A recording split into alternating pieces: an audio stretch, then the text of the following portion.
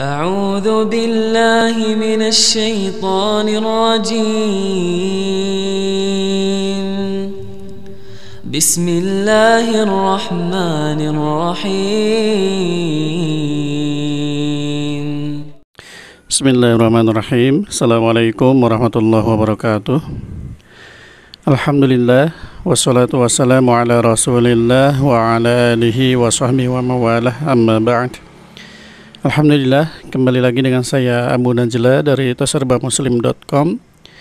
Seperti biasa, saya akan kembali mereview buku-buku Islam ataupun Al-Quran pilihan.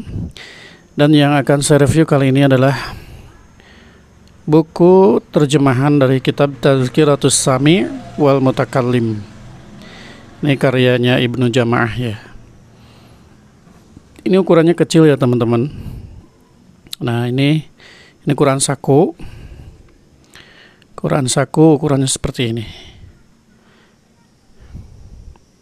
Ini lebih tebal sedikit. Nah, jadi ini simple, bisa dibawa-bawa ya. Ini biasanya kalau mungkin di kampus-kampus yang di pendidikan agama Islam ya, mungkin ada yang mempelajari kitab ini ya.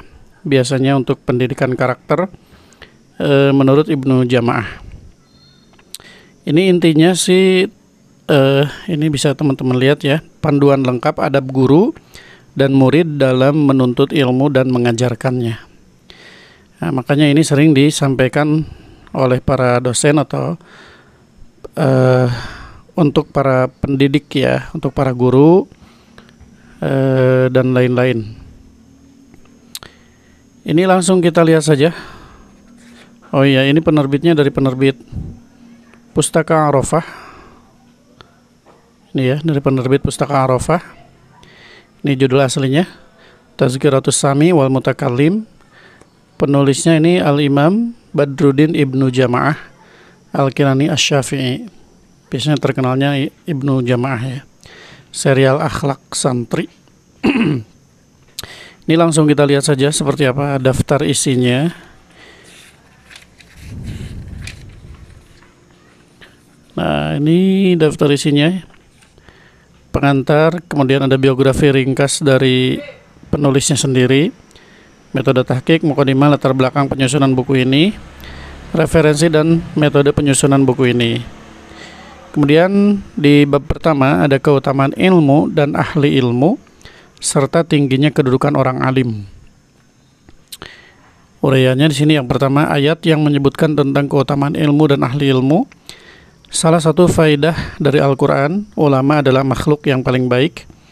Kemudian hadis-hadis tentang keutamaan ilmu dan ahli ilmu. Kemudian makna malaikat merendahkan sayapnya terhadap penuntut ilmu. Kemudian rahasia tergeraknya binatang untuk memintakan ampunan bagi ahli ilmu. Kemudian beberapa asar dari salaf tentang keutamaan ilmu dan ahli ilmu.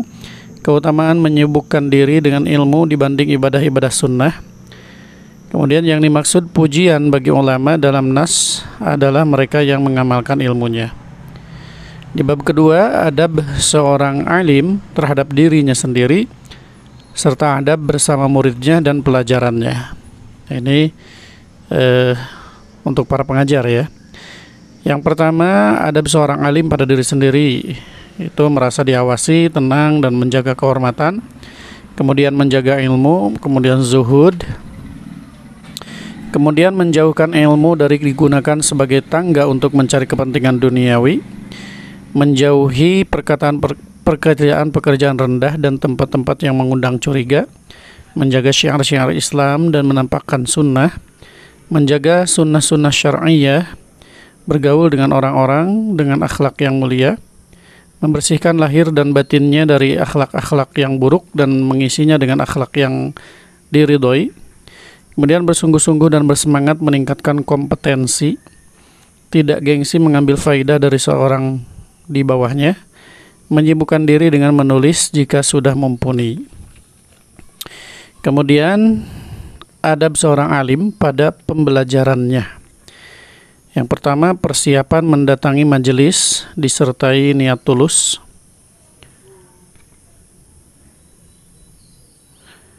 Kemudian menjaga adab mulai dari keluar rumah sampai majelis. Kemudian posisi duduk saat bermajelis ilmu, mengawalinya dengan tilawah dan doa, mempertimbangkan pelajaran yang semestinya didahulukan. Ada berbicara dalam majelis ilmu, menjaga majelis ilmu dari kegaduhan, melarang peserta yang menyelisihi adab bermajelis, selalu proporsional, tidak segan untuk mengatakan saya tidak tahu jika jamaah bertanya gitu ya, dan kita tidak tahu. Kemudian baik dalam berinteraksi dengan peserta didik dan menjaga kemaslahatan mereka. Adab menutup pelajaran, tidak memaksakan diri jika memang bukan ahlinya. Kemudian pasal ketiga, adab seorang alim dengan para muridnya secara mutlak dan di dalam halaqah.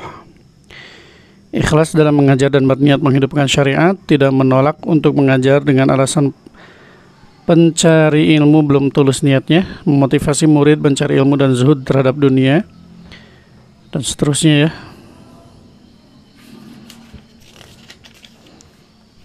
Kemudian meminta murid mengulangi pelajaran yang telah disampaikan, memuji yang melampaui target dan menyemangati yang kurang, dan seterusnya. Bisa di screenshot saja ya, biar tidak terlalu panjang videonya. Kemudian yang di bab ketiga, adab seorang penuntut ilmu terhadap dirinya sendiri, serta adab bersama gurunya, temannya, dan pelajarannya. Ini yang pertama, adab penuntut ilmu terhadap diri sendiri. Membersihkan hati dari sifat-sifat buruk untuk memperbaiki penerimaan ilmu. Niat yang baik selama mencari ilmu, dan seterusnya. Silakan di screenshot saja, dibaca sendiri ya. Kemudian di sini pasal keduanya, adab murid kepada gurunya sekaligus panutannya serta siapapun yang pantas untuk dihargai dan dihormati. Yang pertama, selektif memilih guru yang paling cakap, menaati guru, memuliakan guru, dan seterusnya. Kemudian di sini adab mendengar tuturan guru. Kemudian di sini pasal ketiganya, adab murid selama belajar dan bacaannya di halaqah serta aturan yang harus dia jalankan bersama guru dan teman-temannya. Ini teman-teman bisa dibaca sendiri ya. Silakan di screenshot saja. Kemudian selanjutnya di sini ada bab keempat, memperlakukan buku dan hal-hal yang terkait dengannya.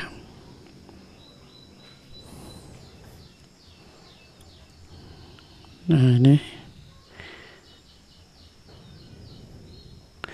Kemudian di bab kelima, adab di madrasah untuk pengajar dan penuntut ilmu, karena yang merupakan tempat tinggal mereka pada umumnya. Seperti itu ya, itu daftar isinya. Kemudian isinya, ini saya perlihatkan selintas. Nah, ini di bab pertama tentang keutamaan ilmu dan ahli ilmu serta tingginya kedudukan orang alim. Ayat Al-Quran yang menyebutkan tentang keutamaan ilmu dan ahli ilmu. Ini sudah populer ya. A'udzubillahi minasyaitonirrajim. Yarfa'illahu alladzina amanu minkum walladzina utul ilma darajat. Allah akan meninggikan orang-orang yang beriman di antara kalian dan orang-orang yang diberi ilmu pengetahuan beberapa derajat. Di surat Al-Mujadilah ayat 11. Ini perkataan Ibnu Abbas. Nah, ini isinya dalil-dalilnya. Tuh.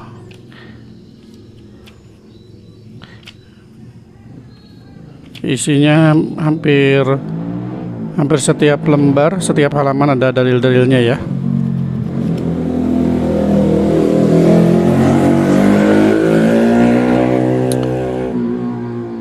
Ini tebalnya ada 332 halaman, tapi ukurannya kecil tadi ya.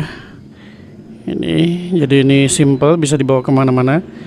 Ini sangat cocok dipelajari atau dimiliki oleh para santri, para mahasiswa, khususnya di tarbiyah ya, pendidikan agama Islam biasanya ini dipelajari.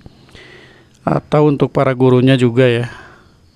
Untuk para guru juga ini sangat cocok, para ustadz juga sangat cocok ya. Baik teman-teman, mungkin itu saja yang bisa saya share atau saya bagikan untuk video kali ini. Semoga informasi ini bermanfaat. Seperti biasa, bagi teman-teman yang ingin memiliki buku ini, silakan teman-teman order melalui WhatsApp di 087 870 173 490. Terima kasih. Assalamualaikum warahmatullahi wabarakatuh.